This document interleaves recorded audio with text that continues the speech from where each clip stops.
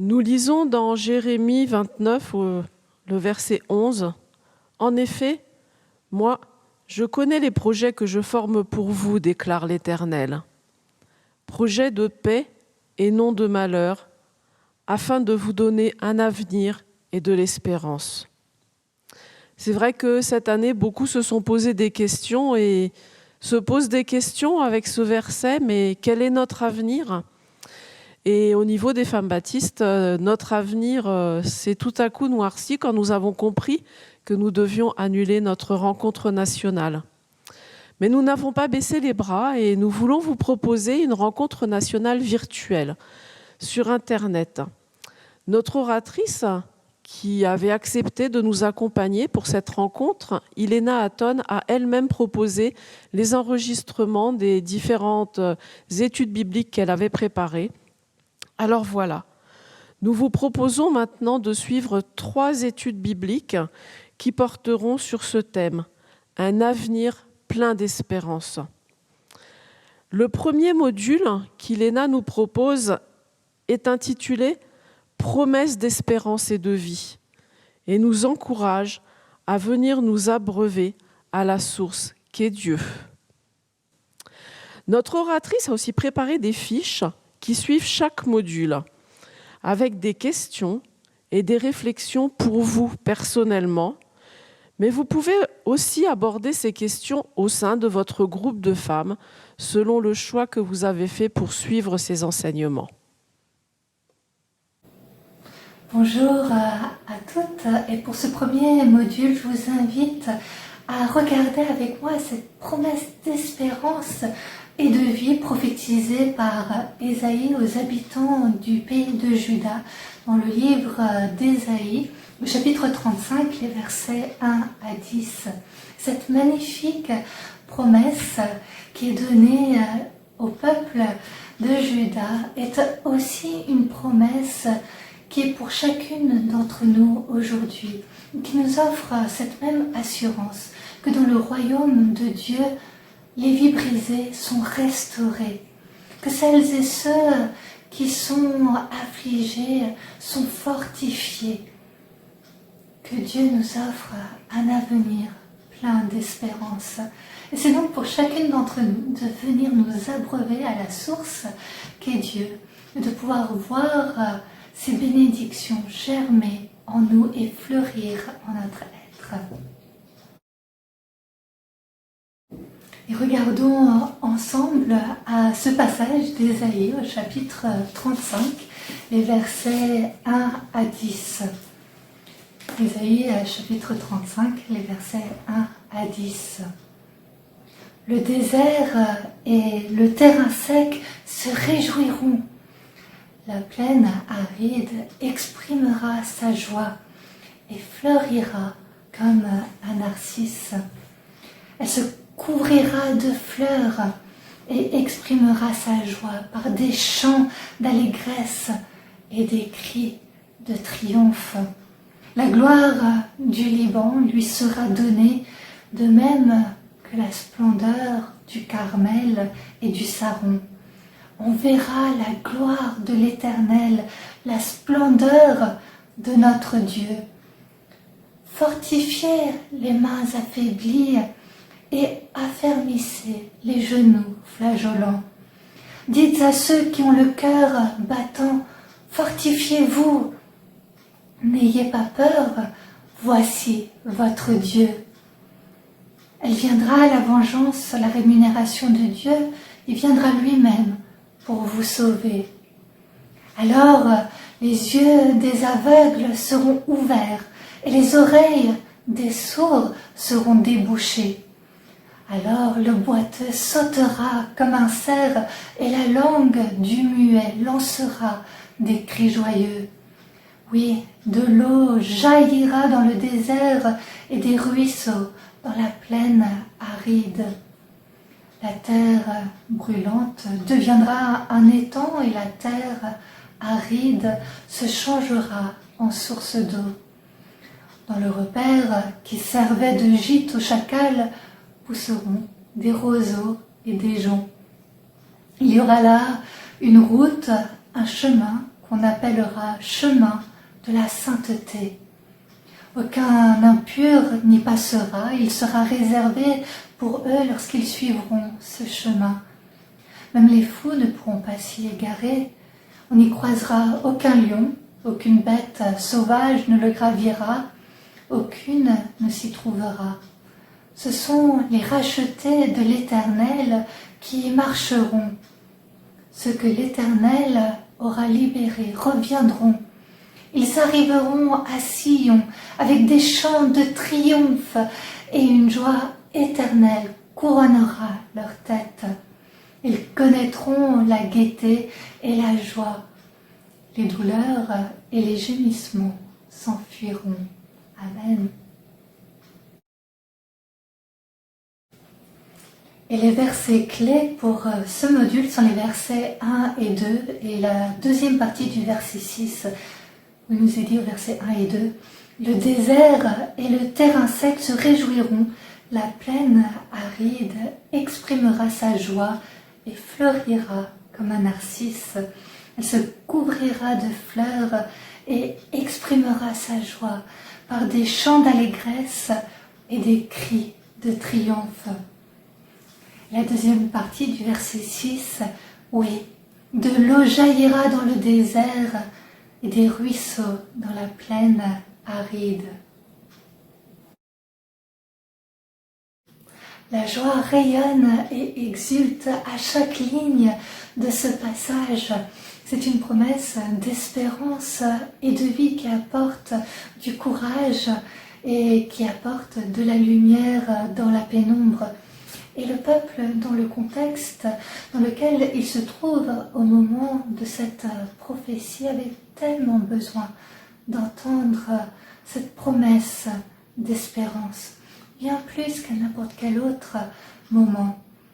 Alors qu'au début du ministère d'Ésaïe, le pays traversait une période prospère où l'argent coulait à flot et le pays était en sécurité, ce n'est plus le cas au moment de cette prophétie.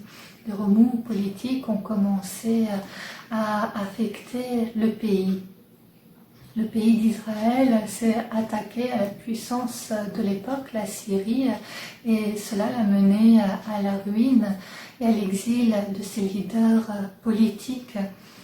Quant au pays de Juda, il avait voulu prolonger l'état de paix en faisant alliance avec la Syrie, mais au final, Juda a lui aussi fini par basculer dans la guerre et par connaître les tourments de l'exil à Babylone.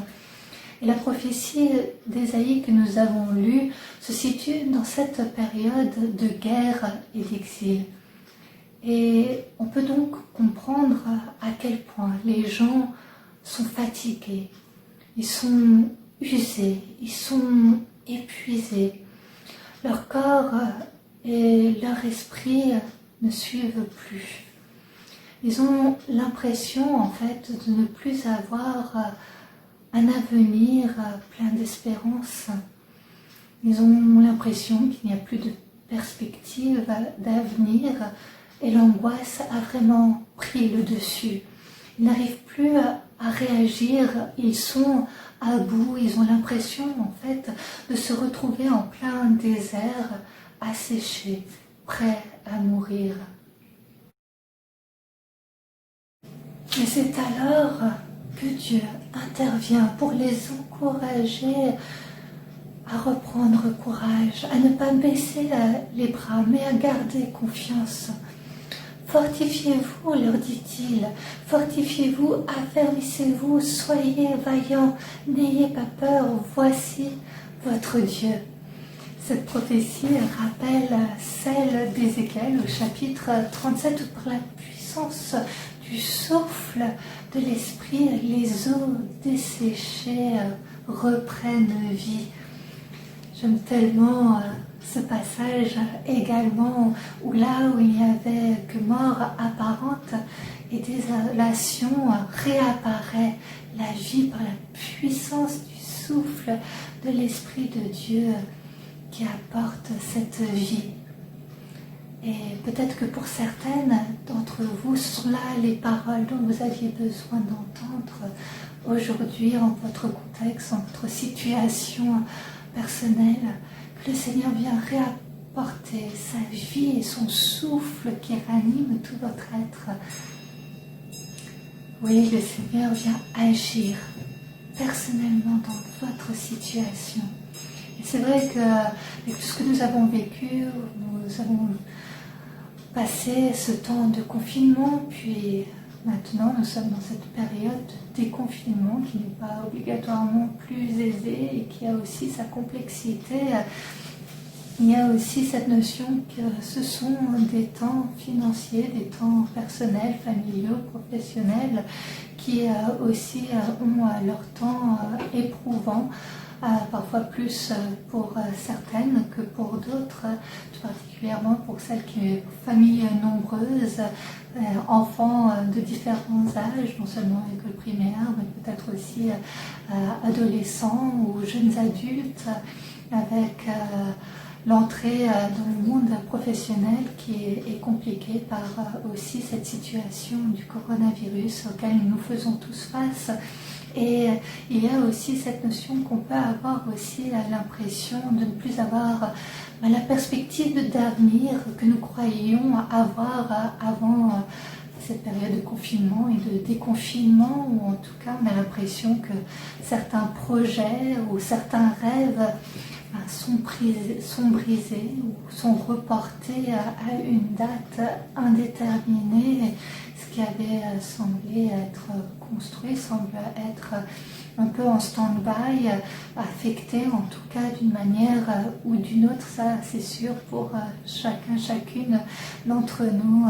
Et tant de choses ont pu changer ces derniers temps, malheureusement pas obligatoirement en bien pour toutes. Et face à ces temps d'épreuve, ces temps d'incertitude, ces temps de questionnement, quel que soit votre contexte particulier, quelle que soit votre situation spécifique, c'est vraiment par ce passage que nous voyons ensemble que Dieu vient vous fortifier, vous également. Et vous dire à vous aussi de reprendre courage, de vous affermir, de demeurer vaillante malgré tout et d'entendre cette parole qui parfois est difficile aussi à accepter, de ne pas avoir peur, car Dieu vient aussi se révéler dans notre situation, prendre le contrôle de ce que nous traversons. C'est l'appel à garder foi, une foi résiliente qui permet de tenir ferme en Dieu jusqu'à ce que s'accomplisse la prophétie de la restauration annoncée. C'est l'appel à vraiment chercher à trouver sa force en Dieu. Et ce que je trouve particulièrement intéressant et encourageant lorsqu'on lit la Bible, que ce soit dans l'Ancien ou dans le Nouveau Testament, c'est qu'à chaque fois qu'un des personnages bibliques traverse un moment où il ne se sent pas capable, ou bien il ou elle se sent affaibli, peut aussi avoir des temps de remise en question, que l'inquiétude prend le dessus, ou bien même que surgit le désarroi. C'est alors que Dieu intervient pour apporter une parole et un message d'espérance. Et il en est de même pour chacune d'entre nous dans notre contexte particulier, où Dieu vient tout autant nous apporter ce message d'encouragement.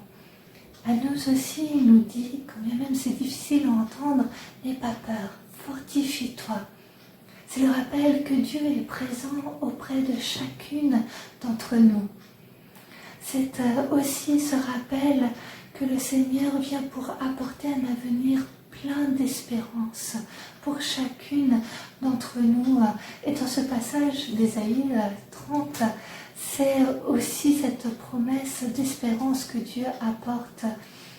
Et par là, il apporte au peuple une nouvelle perspective et aussi une nouvelle vision sur la situation que le peuple traverse actuellement.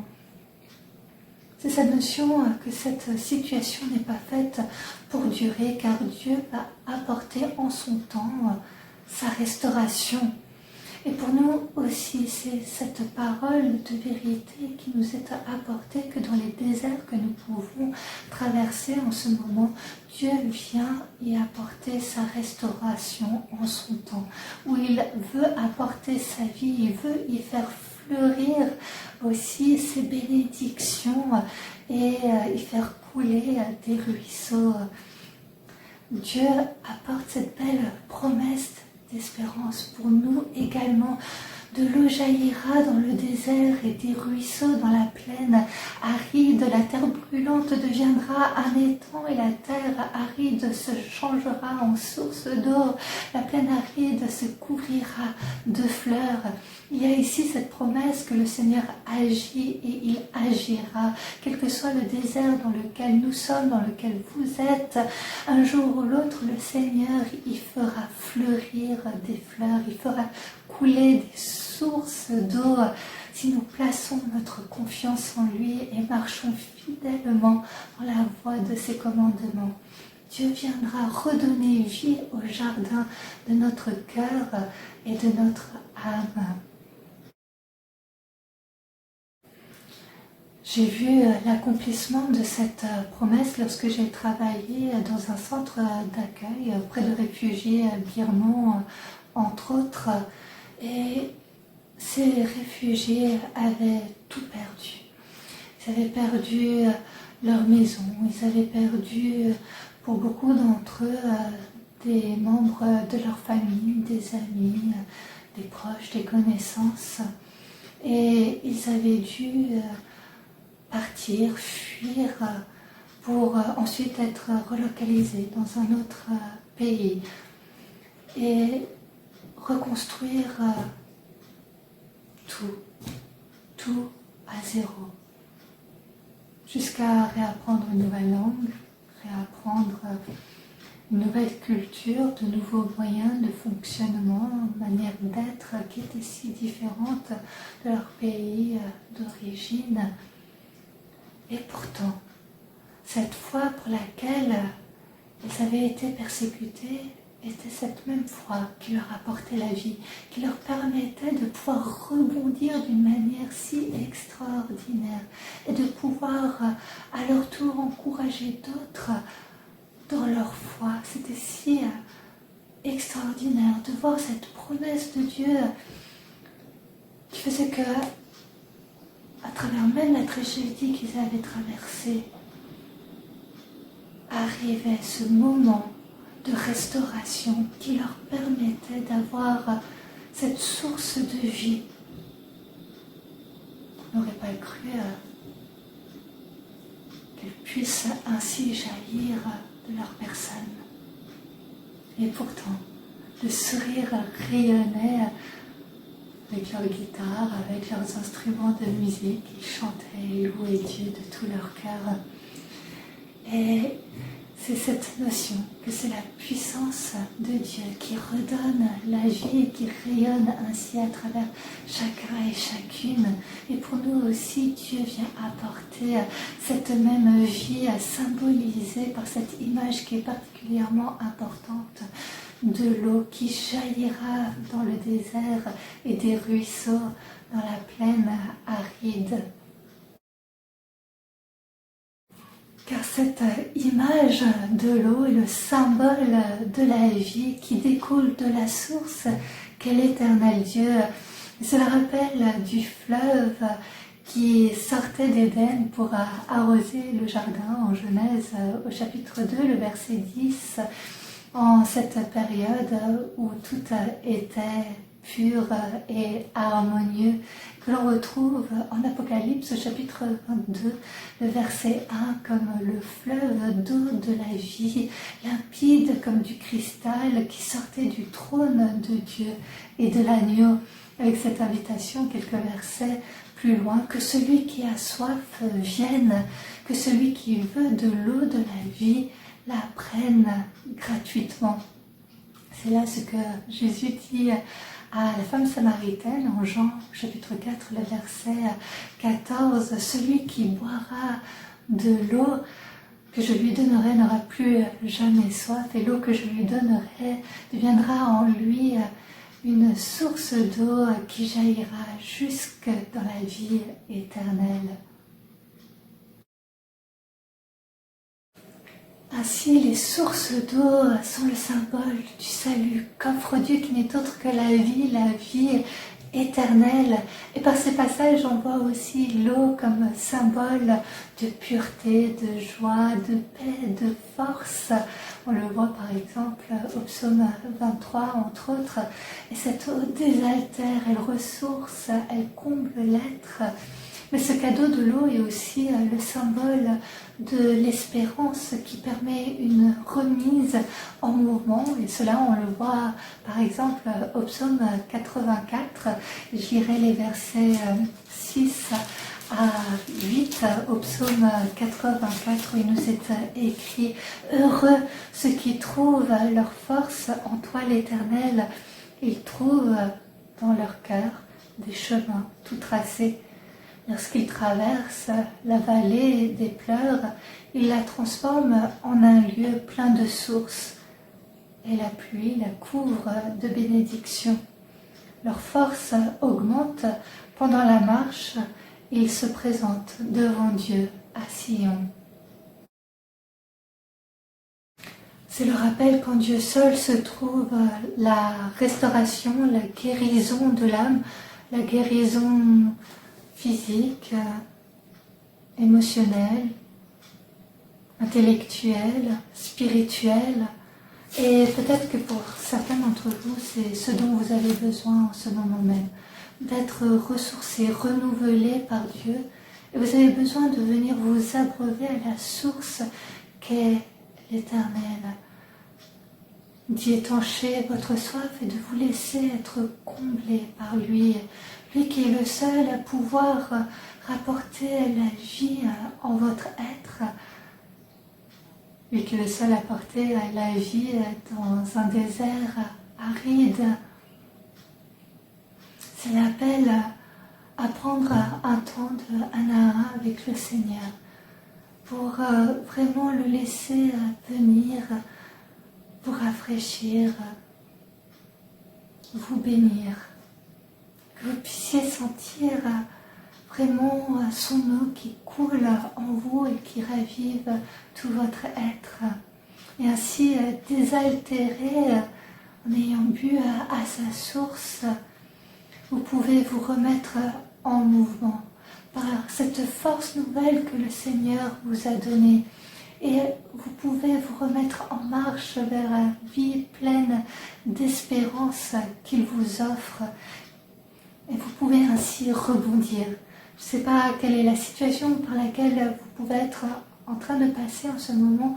Le Seigneur vient vraiment vous apporter cette assurance qu'il veut vous donner les moyens par sa présence et sa toute-puissance, sa vie, le moyen de rebondir, le moyen de retrouver cette espérance et cette vie en votre quotidien. Et de retrouver aussi cette foi résiliente qui vous permet d'avancer jour après jour. Mais c'est à nous de croire en la promesse de Dieu pour nous, c'est à nous de croire en cette promesse avec confiance, que la parole de Dieu annoncée germera dans le temps de Dieu et germera au bon moment. C'est ainsi aussi cette prière pour chacune d'entre nous de prier que Dieu puisse fleurir les déserts que nous pouvons traverser en ce moment même, qu'il puisse y faire jaillir des ruisseaux de bénédiction, non seulement pour nous, mais aussi pour notre entourage, pour son royaume, pour le monde dans lequel nous nous trouvons, pour la gloire de son nom. Oui, que nous puissions croire en la promesse de Dieu, non seulement d'un présent, mais aussi d'un avenir plein d'espérance. Amen. Je vous invite en prière à faire vôtre les paroles des chants suivants. Prions le Seigneur. Seigneur, Que tes vives eaux inondent mon âme. Que ton Saint-Esprit vienne et prenne le contrôle de chaque situation qui trouble mes pensées. Mes soucis et mes fardeaux, à tes pieds, je dépose. Oui, comme l'eau d'un ruisseau, ta présence coule en moi. Comme un courant d'eau, ta paix remplit mon cœur. Ta confiance m'inonde, ta présence me remplit. Ton esprit est là, je n'en doute pas. Me laissant bercer par tes vagues d'amour, je suis emportée dans ton courant. Je viens vers toi, mon Père. Je viens vers toi, Papa. Tel que je suis, je viens vers toi pour me blottir dans tes bras d'amour, dans tes bras d'amour. Amen. Amen. Je vous invite à poursuivre ce temps de prière par l'écoute du chant intitulé Comme une terre altérée, interprété par Mélina Bercher.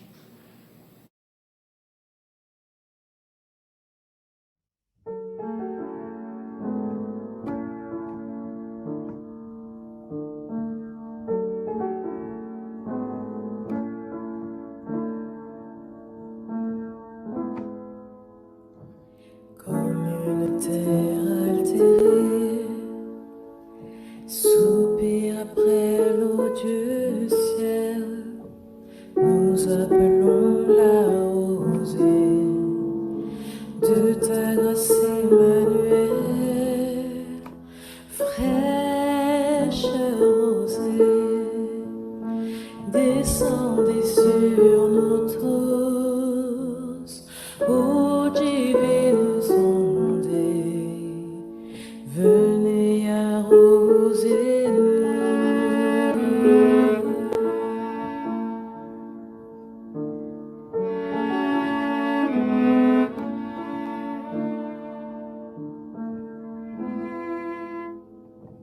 Descends, pluie abondante, coule à flot dans notre cœur, donne à l'âme naissante une nouvelle fraîcheur, fraîche rosée, descendez sur nous tous, ô divines ondées, venez arroser nous.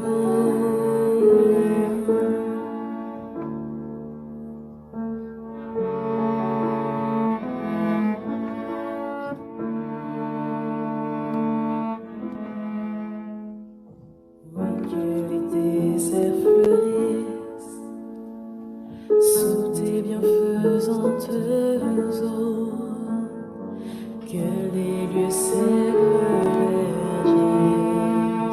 et portent des fruits nouveaux, fraîches rosées,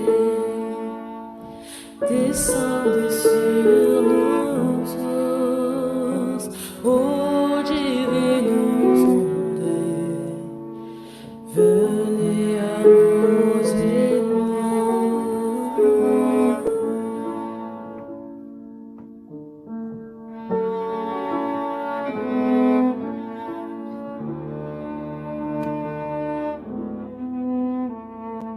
Viens au salutaire pluie, esprit de grâce et de paix, répands-nous une bouée qui ne tarisse jamais.